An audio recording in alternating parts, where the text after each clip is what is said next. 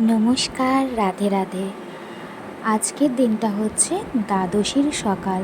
এই নিয়ে দ্বিতীয়বার আমি একাদশী করছি, তাই দ্বাদশীর দিন সকালে যে নিয়ম পালনের, তো সেটাই আমি এখানে করে নিলাম। চিড়ে, কলা, দই আর আম দিয়ে পুজো দিয়ে দিয়েছি গোপুসোনাদের। তারপর সেই প্রসাদকে উপবাস ভেঙে খেয়ে নিলাম চাউমিন, কারণ আমি যেহেতু খুব একটা মিষ্টি খেতে পারি না, তাই বরমশাই আমাকে বানিয়ে দিল একটু নিরামিষ চাউমিন। তো চাউমিন খাওয়া দাওয়া করে একটু রেস্ট নিয়ে চলে এসেছি রান্নাঘরে রান্না করতে। তবে আমি আজকে বেশি কিছু করব না, আমি শুধু আজকে রান্না করব বাঁধাকপি। আর বাঁধাকপিটা বরমশাই কেটে দিয়ে গেছে, আমি সেদ্ধ করে রান্না করে নিচ্ছি। এবার বাঁধাকপি দিয়ে খাওয়ার জন্য বরমশাই করবে গোবিন্দভোগ চালের খিচুড়ি, তো সেটা পরে করে নেবে, তাই আমি আগেই বাঁধাকপিটা করে নিলাম। তারপরে দেখলাম চিকিমিকি এখানে প্রচণ্ড চেঁচামেচি করছে, তাই ওদের কাছে গেলাম।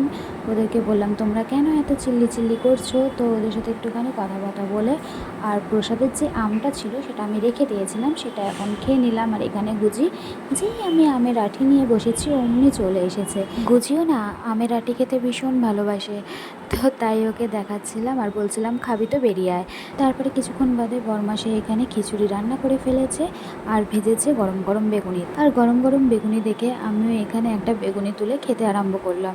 আর আমায় খেতে দেখে দেখো বুঝি কিভাবে তাকিয়ে আছে বেগুনি খাওয়ার জন্য, মানে আমরা যা খাবো ওকে তা খেতেই হবে।